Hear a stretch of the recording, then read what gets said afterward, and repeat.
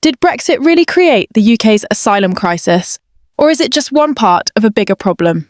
This is a question that has divided politicians, experts, and ordinary people since the UK voted to leave the European Union in 2016.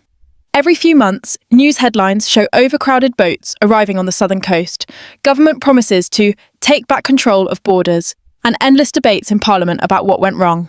But to truly understand if Brexit caused the crisis, we first need to look at how the asylum system worked before the split, and why things changed so dramatically after it. The asylum issue is not only about numbers, it is also about laws, agreements, and the ability of one country to work with its neighbours. Without that background, it's too easy to fall into political slogans rather than real explanations. When people say there is an asylum crisis in the UK today, they are usually talking about the sharp rise in people crossing the English Channel in small boats. These journeys are dangerous and often organised by criminal gangs who charge high fees. The rise in such crossings has shocked many people because the UK has strong border security, yet thousands are still arriving each year. The numbers have increased so quickly that processing claims has become slow, housing costs for asylum seekers have grown, and tensions in communities have risen. Some politicians blame Brexit directly, saying that leaving the EU destroyed key agreements that allowed faster returns of migrants. Others argue that global migration pressures are the real driver, and Brexit is being used as a political excuse. Both claims sound convincing, but which one is closer to the truth? To answer that, we need to start before Brexit. The UK's position inside the European Union gave it access to agreements that shaped how asylum claims were managed. These agreements didn't stop people from coming, but they gave the UK legal routes to send people back to other countries if they had passed through there first. Once Brexit happened, those tools were lost, leaving the UK in a very different position. The question then becomes, did Brexit create a new crisis, or did it simply expose how weak the system already was? The truth lies in examining how the asylum system looked before Brexit and what rules disappeared after the UK left. The debate is also about perception. During the Brexit campaign, one of the strongest promises was to take back control of borders. Supporters of Brexit argued that once outside the EU, the UK could design its own asylum and immigration laws without interference from Brussels. In theory, this meant fewer migrants and stronger security. But the reality, after leaving, turned out to be more complicated. The UK may have gained freedom from EU rules, but it also lost cooperation with neighbouring countries, and that has made handling asylum seekers far more difficult. What we are left with today is a crisis where the numbers, the politics, and the promises all clash. To see how this came about, let's step back and look at how things worked before Brexit changed the rules. Before Brexit, the UK's asylum system was closely tied to European Union agreements. The most important one was called the Dublin Regulation. This rule meant that an asylum seeker could only claim protection in the first EU country they entered. So if someone arrived in Italy, Greece, or France, those countries were responsible for processing their asylum claim. The UK, as part of the EU, could use this system to return people who tried to claim asylum in Britain after passing through another member state. It was not perfect, but it gave the UK a clear legal pathway to avoid being the first country of entry for most asylum seekers. The Dublin system also allowed EU nations to cooperate more smoothly. For example, if fingerprints showed that someone had already applied for asylum in another country, the UK could transfer them back. This discouraged people from moving across several borders to reach Britain. It also meant that smugglers had less power, because the law made it easier to send people back. While the UK still faced asylum claims, the numbers were smaller, and the pressure on the system was easier to manage compared to today. It's important to remember that asylum seekers do not choose destinations randomly. Many aim for countries where they believe they will find safety, jobs, or family connections. For some, the UK is attractive because of the English language, past family ties, or perceptions of better opportunities. But under EU membership, the UK had the advantage of saying, "You passed through France first, so you must stay there." This did not solve everything, but it gave the UK a shield against becoming the main point of arrival. Another factor before Brexit was intelligence sharing. As part of the EU, the UK had access to data networks that tracked migration patterns and criminal networks. Cooperation with border forces in France and other nations meant that both sides could monitor crossings and prevent some attempts before they even happened. There was also funding shared at the EU level to help frontline countries like Greece and Italy, which reduced some of the pressure that might otherwise have spilled over into the UK. The picture before Brexit, then, was not a crisis-free system. but it was one that had rules, cooperation, and some level of shared responsibility. Britain could benefit from agreements that spread the burden across many nations. This meant the asylum system, though never perfect, functioned with less chaos than it does today. When the UK left the EU, it walked away from all these legal tools, and this decision shaped the situation we see now. Whether or not Brexit caused the asylum crisis, it is clear that before Brexit, the UK had stronger mechanisms to control it. What happened when those mechanisms disappeared is the turning point we will explore in the next section. When the UK officially left the European Union, it also stepped away from the agreements and systems that had quietly supported its asylum management for years. One of the biggest losses was the end of the Dublin regulation.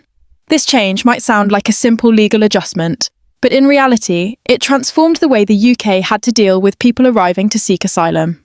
Without Dublin, Britain no longer had the automatic right to return asylum seekers to the EU country where they first arrived. That meant, if someone crossed into the UK through France, Britain could not legally send them back unless France agreed on a case-by-case basis.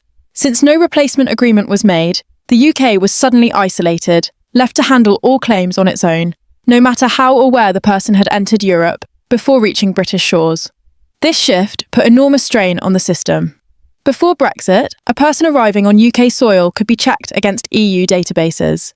If records showed they had already applied for asylum in Italy, Germany, or France, Britain could simply return them under the Dublin system.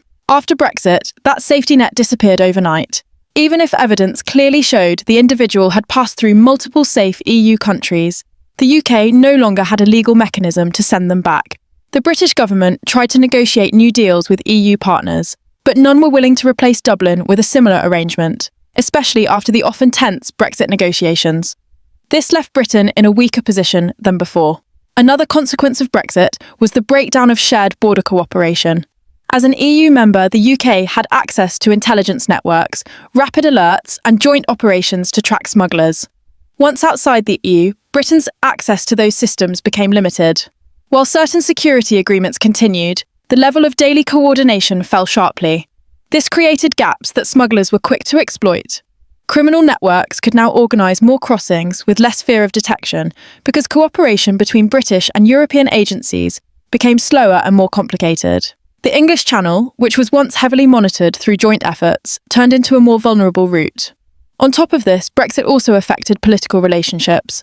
France, the country most directly involved in Channel crossings, was less willing to take back asylum seekers after Brexit. For years, the UK had relied on returning people who had come through northern France. Without Dublin, France argued that it had no legal duty to accept them back. This created diplomatic tension, with Britain accusing France of not doing enough to stop boats and France insisting the UK had chosen to leave the EU's framework. In other words, Brexit did not only remove legal tools, but also weakened trust and cooperation between neighbours. The government in London responded with promises of tough new policies. Ministers spoke of stronger borders, faster deportations, and new bilateral agreements. But the practical problem remained. Without the legal foundation of EU cooperation, Britain's options were limited. Many of the solutions announced were symbolic, designed to show strength in politics, but they did not fix the legal vacuum left by Brexit. The UK could design its own immigration laws, but without agreements with other countries, enforcement became far harder. This is the irony of Brexit in the asylum debate. The slogan "Take Back Control" suggested that leaving the EU would make borders more secure. In reality, it made them harder to control. Britain may now have full independence in setting asylum policy, but independence without cooperation has meant isolation. The removal of EU agreements left the UK holding all responsibility for. The asylum challenge is not just about how many people arrive, but about what legal and diplomatic tools exist to manage them. Brexit stripped away some of the most useful ones, leaving Britain more exposed than before. This marks the beginning of the sharp rise in small boat crossings and the political storm that followed, which we will explore in the next stage of the story. The most visible and controversial result of Brexit's asylum changes has been the dramatic rise in small boat crossings across the English Channel. This shift has become one of the most defining symbols of Britain's immigration debate. For years, asylum seekers had travelled to the UK through a variety of routes, often hidden in lorries or using forged documents. While these methods were dangerous, they were not as openly visible as hundreds of small boats reaching the British coast every month. After Brexit, as legal pathways to return asylum seekers vanished and cooperation with EU states collapsed, Small boat journeys surged in numbers and visibility, turning the channel into a global focus point of the crisis. Why did these crossings rise so quickly? The answer lies in both desperation and opportunity. Asylum seekers from countries like Afghanistan, Syria, Eritrea, and Sudan were already travelling through Europe in search of safety. Many of them reached northern France, where migrant camps grew around Calais and Dunkirk. Before Brexit, the UK could rely on the Dublin system to send back those who crossed the Channel illegally. After Brexit, that safety net was gone, and smugglers spotted the gap immediately. They realised that if asylum seekers reached British waters, the UK had almost no legal way to return them to France. This knowledge spread quickly among migrant communities, making the dangerous journey across the Channel seem like a risk worth taking.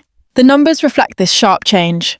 In 2018, fewer than 600 people crossed the Channel in small boats.